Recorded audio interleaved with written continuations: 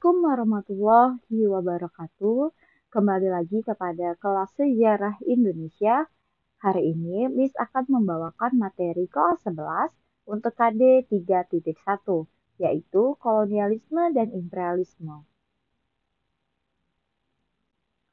Nah, kedatangan bangsa Barat ke Indonesia itu disebabkan karena mereka mencari sumber daya alam yang melimpah, terutama yaitu rempah-rempah. Hal inilah yang menyebabkan timbulnya kolonialisme dan imperialisme yang terjadi di dunia ini. Kita akan membahas satu persatu. Apa sih itu kolonialisme? Kolonialisme adalah paham yang bertujuan untuk menguasai daerah atau bangsa lain untuk memperluas wilayah kekuasaannya dengan menjadikannya sebagai koloni.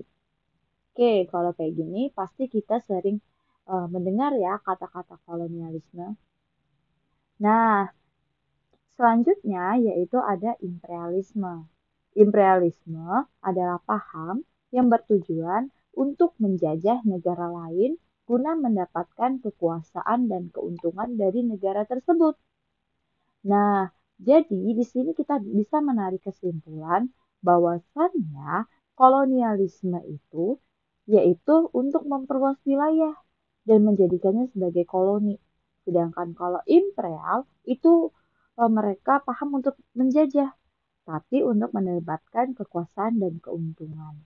Dan di sini setiap negara yang dikolonialisasi atau yang terdapat paham kolonialisme pasti ada paham imperialisme atau juga dia ada imperialnya. Dan ini sebaliknya ya, setiap ada negara yang ada paham imperialisme, maka pastinya ada paham kolonialisme.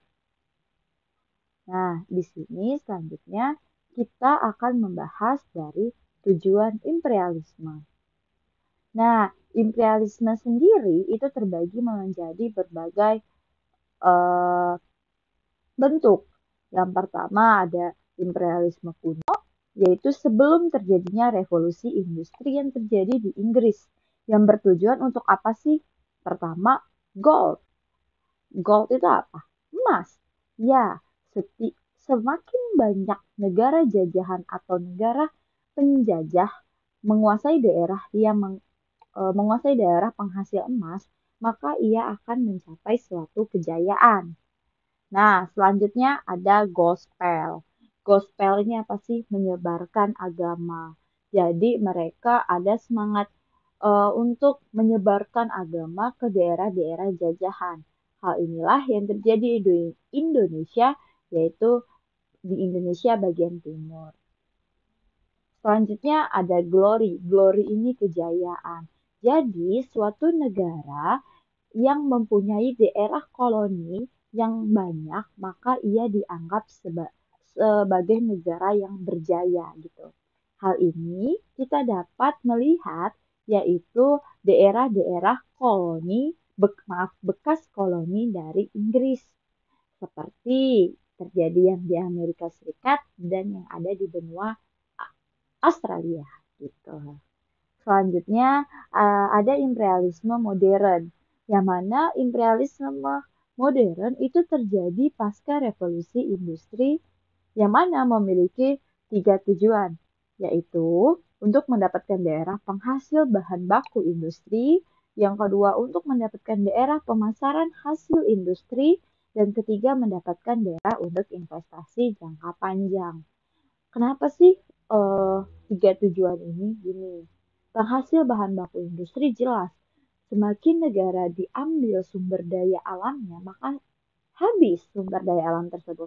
Maka negara tersebut melakukan penjelajahan dunia dan menemukan suatu daerah baru yang mana mereka untuk mengambil sumber daya alamnya. Dan selanjutnya ada juga pemasaran hasil industri. Karena di suatu negara itu sudah meledak atau terlalu banyaknya produk-produk hasil produksi, maka mereka akan memikirkan cara pada saat itu untuk memproduksikan atau memasarkan barang-barang hasil produksinya itu ke seluruh negeri. Selanjutnya juga mereka juga untuk mendapatkan investasi jangka panjang. Investasi itu apa sih? Penanaman modal. Karena sejatinya sebuah pengusaha atau sebuah perusahaan pasti membutuhkan yaitu penanam modal.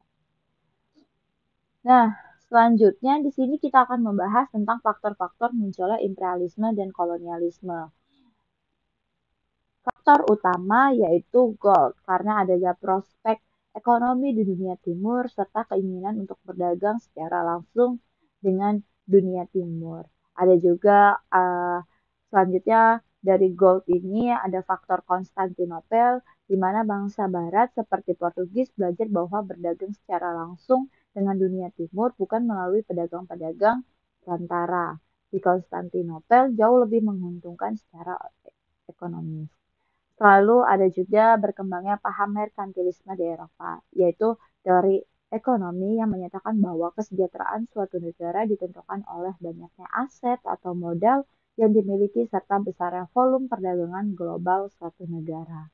Kalau yang dari gospel untuk menyebarkan agama Nasrani ke seluruh dunia dan glory adanya keinginan untuk mencapai kejayaan sebagai bangsa. Lalu ada juga faktor pendukungnya karena adanya penemuan-penemuan baru dalam berbagai bidang termasuk dalam bidang teknologi maritim seperti ditemukannya kompas, navigasi, kartografi, dan karavel. Lalu juga adanya para penjelajah didorong oleh semangat dan idealisme pribadi semenjak kemunculan penemuan-penemuan baru itu. Nah, seperti mereka menemukan bahwasannya ada teori heliosentris atau bumi itu bulat dan Copernicus. Nah, selanjutnya ada juga Portugis dan Spanyol menjadi tempat pengungsian pengusaha dan pekerja-pekerja terampil asal Konstantinopel ketika kota ini dikuasai Kesultanan Ottoman pada 1453. Lalu di sini ada beberapa faktor pemicunya, yaitu ketika jatuhnya kota Konstantinopel yang dikuasai oleh bangsa Turki Utsmani pada tahun 1453 dengan dilakukannya penjelajahan era samudra atau penjelajahan samudra. Nah, penjelajahan ini dilatar belakangi oleh motif ekonomi, agama, dan politik atau glory. Dipicu karena kejatuhan kota Konstantinopel serta didukungnya oleh penemuan teknologi baru di bidang pelayaran dan idealisme pribadi para penjelajah. Oke, itulah materi kita mengenai kolonialisme dan imperialisme yang terjadi di dunia ini. Di sini, Miss mengambil kesimpulan bahwasanya mereka melakukan penjelajahan itu dikarenakan berbagai faktor.